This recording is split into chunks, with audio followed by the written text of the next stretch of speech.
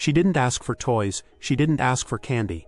She folded her hands and whispered, "Please send my mommy someone who will love her like she deserves," and that prayer, it changed everything.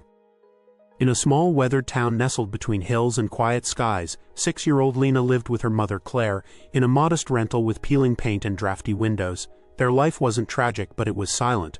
Claire, a nurse at the local clinic, worked double shifts to make ends meet. She smiled for Lena, but the warmth never quite reached her eyes.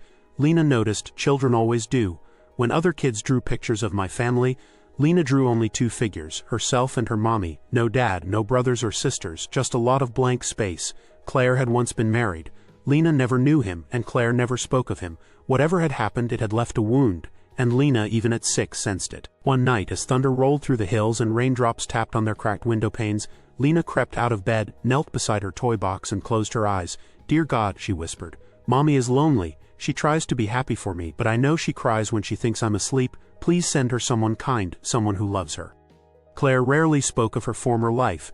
In the quiet after Lena went to bed, she'd sit alone at the kitchen table, her hands wrapped around lukewarm tea. She remembered dreams she'd once held close, love, a home full of laughter, maybe even more children.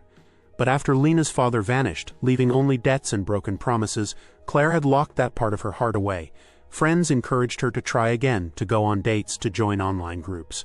But Claire resisted. Trust had once been her downfall, and she refused to gamble with Lena's security. Love was a risk she couldn't afford, but sometimes, especially in the silence after midnight, she whispered her own prayer, not one she expected anyone to hear, just a quiet please into the dark. A few weeks later, Claire's car broke down on the way home from a late shift. It was pouring, her phone was dead. Stranded on the roadside, she tried waving for help. That's when Daniel stopped, driving an old pickup with a dented bumper and a golden retriever riding shotgun. Daniel looked like someone out of another life, calm, kind, not in a hurry. He offered to wait with her until a tow truck came. She hesitated, but something in his voice, gentle and unassuming, made her nod. They talked about rain, dogs, books, nothing deep, but the way he listened made her feel seen. Before leaving, he handed her a business card. Daniel Ross, carpenter, dog dad, friend to stranded nurses. She laughed for the first time in weeks. 2 days later, Daniel knocked on her door. He hadn't come to flirt. He'd noticed her porch steps were unstable and offered to fix them, for free. Claire refused, but Daniel insisted, saying, "I've got the time, and it's not safe for Lena." He remembered her daughter's name. While Daniel worked, Lena sat nearby asking questions about his dog and his tools. Daniel, patient and soft-spoken, answered every single one. Claire watched from the window, something inside her shifting. He wasn't just helping, he was showing up. After several more visits, and more repairs Claire didn't ask for, Daniel invited them on a Sunday walk at the lake. Lena was thrilled, Claire was cautious, but she said yes. It wasn't a date, it wasn't romantic, but it was real. They walked, fed ducks, laughed. Daniel didn't pry into Claire's past, he didn't try to be a dad, he just existed beside them gently. And for the first time in years, Claire didn't feel like she had to be strong every second. Lena brought home a school assignment, draw your family. This time there were 3 people.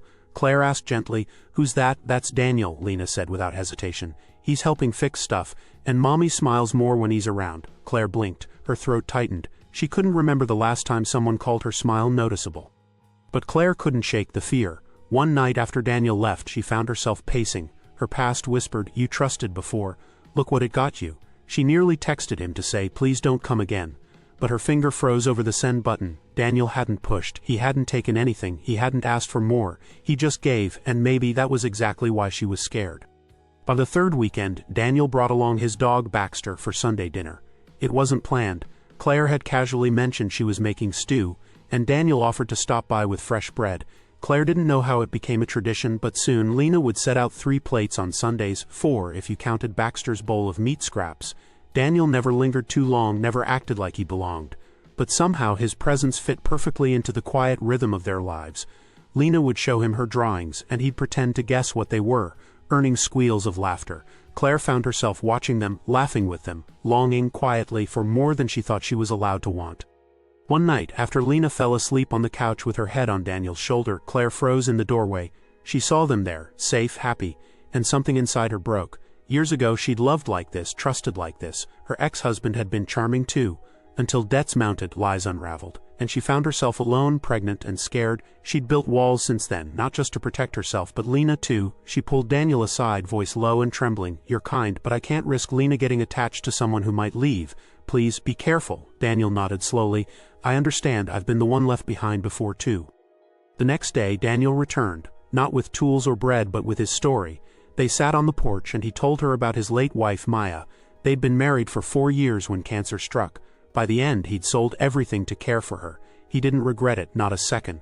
But after she passed he didn't know who he was anymore.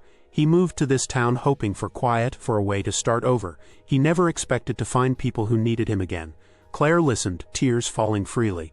Daniel wasn't running from something. He had survived something and still chose love. Lena's 7th birthday arrived quietly. Claire had planned a modest celebration, cupcakes, homemade streamers, and a small gift.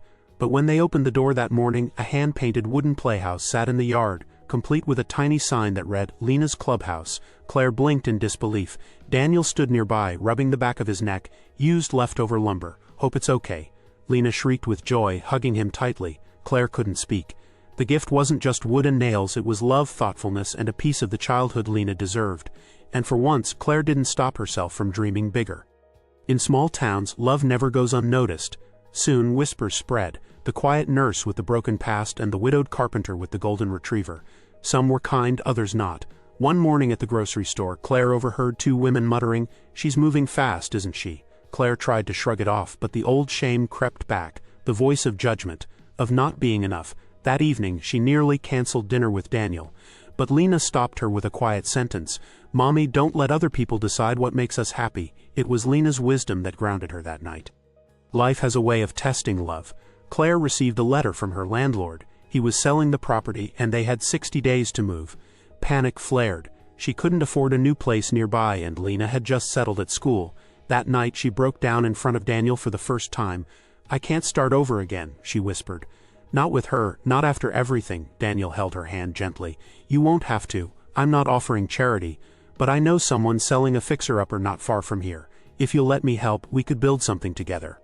Weeks passed and the fixer-upper became a symbol of something more than walls and paint. Daniel didn't just renovate.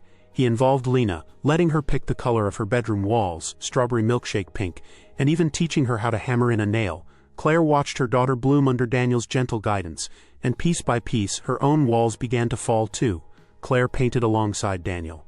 They laughed, argued about wallpaper, and shared peanut butter sandwiches on the porch when money ran tight.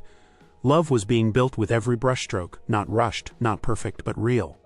One night after they moved in, Claire found a crumpled notebook under Lena's bed. It was filled with misspelled prayers, childlike but earnest. One entry read, "Dear God, I don't need toys, I just want Mommy to have someone who loves her, someone who stays." Claire clutched the page, heart full. She looked across the room to Daniel tucking Lena in, his fingers brushing back her hair with quiet tenderness. The prayer had already been answered, and Claire finally let herself believe it. Out of nowhere, Claire received a letter from her ex. He was being released from prison and wanted to meet Lena. Fear knotted her stomach. She hadn't told Lena much, just enough to explain why her father wasn't around. Daniel didn't try to control her decision. He simply said, "Whatever you choose, I'll be beside you." Claire ultimately wrote back a single sentence, "If you ever loved her, stay away until she's old enough to decide." She wasn't angry. She wasn't bitter. She was choosing peace, and for the first time she didn't feel alone doing it. That December, the town hosted a winter festival. Claire, Daniel, and Lena arrived hand in hand, wrapped in scarves and joy. When a local band asked couples to dance, Claire hesitated, until Daniel gently pulled her in. In the middle of the snow-dusted square under twinkling lights they danced. Lena clapped from the sidelines. The world slowed for a moment. Claire wasn't a single mom or a woman with past pain. She was simply loved, and the crowd watched not with judgment but admiration for the family formed by grace. One spring morning, as birds returned and wildflowers bloomed around the house, Daniel took Claire for a walk. They passed the lake, the place where it all began. He knelt, no ring, no speech, just a small box with a locket inside 3 initials, C+L+D. "I'm not asking for yes today, just permission to love you both every day, forever." Claire didn't cry, she didn't need to, she just whispered, "You already do." Months later, Lena stood in front of her class during show and tell. She held up a picture of Claire, Daniel, and herself standing in front of their painted house. "This is my family," she said proudly. "God sent him to us because he knew we needed each other." The teacher smiled. "And what do you call him?" Lena grinned. "I call him Daddy now, because he stayed." The backyard was full of fireflies that night. Claire stood barefoot on the new porch Daniel had built, her arms wrapped around herself as she watched Lena race around with Baxter, laughing in the dusky light. The evening air carried the scent of fresh-cut grass, wildflowers, and something she hadn't felt in years: peace. Daniel joined her quietly, handing her a mug of tea, just the way she liked it. No words were needed. They stood together, watching the girl they both loved chase joy like it belonged to her. And it did. Claire glanced at him, heartful. "Do you ever wonder what your wife would think?" she asked gently. Daniel smiled, eyes soft with memory. "I think she'd say, 'Good job, Danny, you found your way back.'" Claire leaned her head on his shoulder. "And we found ours." From inside the house, the faint sound of a crumpled notebook page could be heard. Lena's old prayers still kept in a drawer. She didn't need to write them anymore. She lived inside their answer. This family wasn't built overnight. It was shaped through patience, pain, and a little girl's faith in something bigger than all of them. Thank you for watching. If this story moved you, even just a little, subscribe to hear more tales of quiet miracles, lasting love, and the kind of hope that makes us believe again. Because sometimes the most powerful prayers come from the smallest voices, and they change everything.